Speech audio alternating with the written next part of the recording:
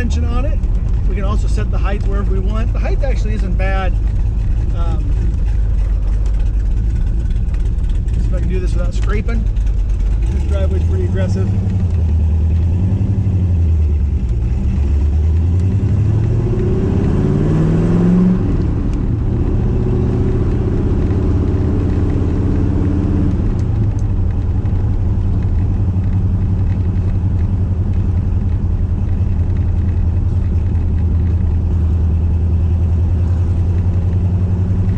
Steering definitely makes the car much more responsive. When we get the new coilovers, the new tubular A arms, the new trailing arms on, that'll really should make the car really nice.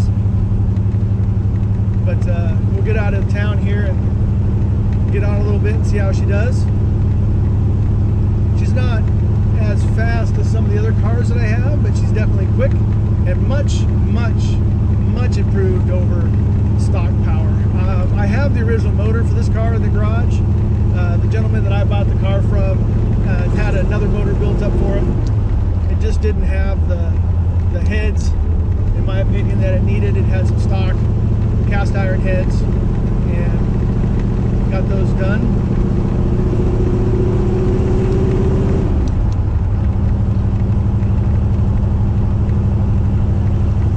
Putting the 18-inch wheels on the car.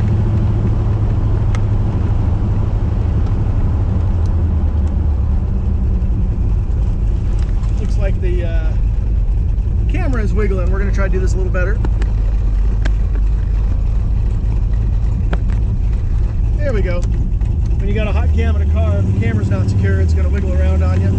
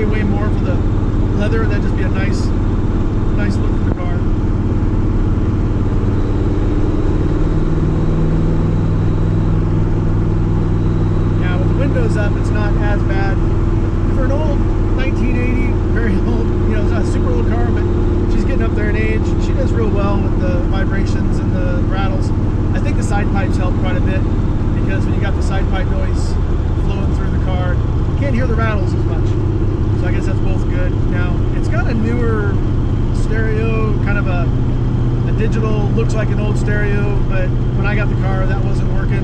It wasn't hooked up. It comes on, but nothing seems to come through. So when we have the dash apart, we'll look at the connections for that, make sure the stereo speakers are hooked up, make sure the pieces are all going. We'll get up here and see what she does a little bit. Hard part is with the tach not working, I got to kind of guess the tach. My mechanic had a little tach we hooked up to it, so I can kind of feel and see where 5,000, 5,500 RPM were in sound. I got those done.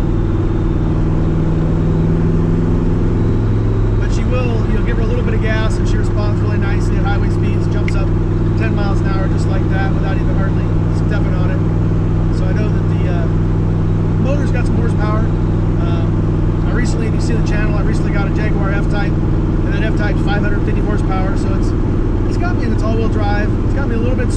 because that car is really quite fast, faster than these Corvettes were, unless you put 550 horsepower in it. This one's probably not that fast, and with the all-wheel drive, it just takes off.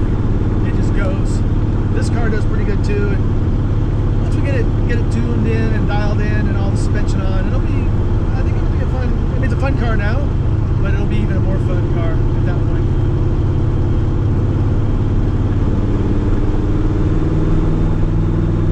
Back when I was in the military as a young guy, right out of high school, I was in Southern California, and I had bought a 75 Stingray Corvette that I drove about 40,000 miles before I sold it a couple years later.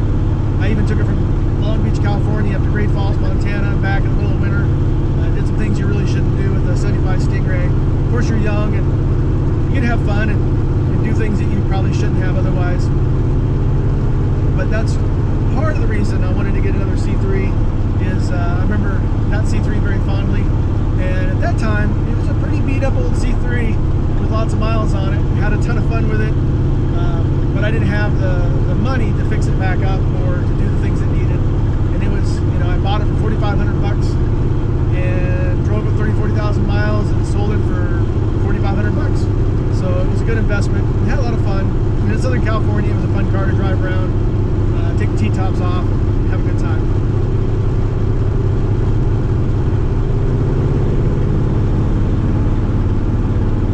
We'll get up here and just kind of go through the gears a little bit.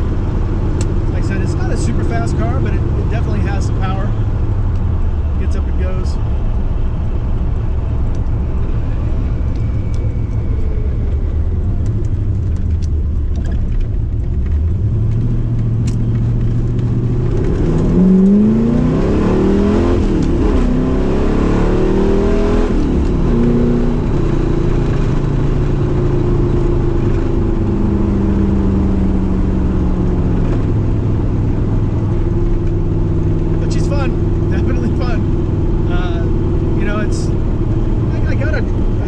That I bought, and with the different cars it's in, I'm hoping in one of my cars.